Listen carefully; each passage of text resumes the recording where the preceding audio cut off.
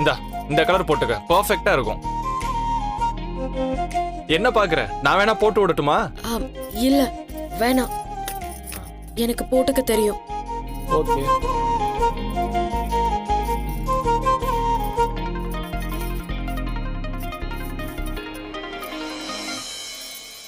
ஐயோ அம்மா, ஆ?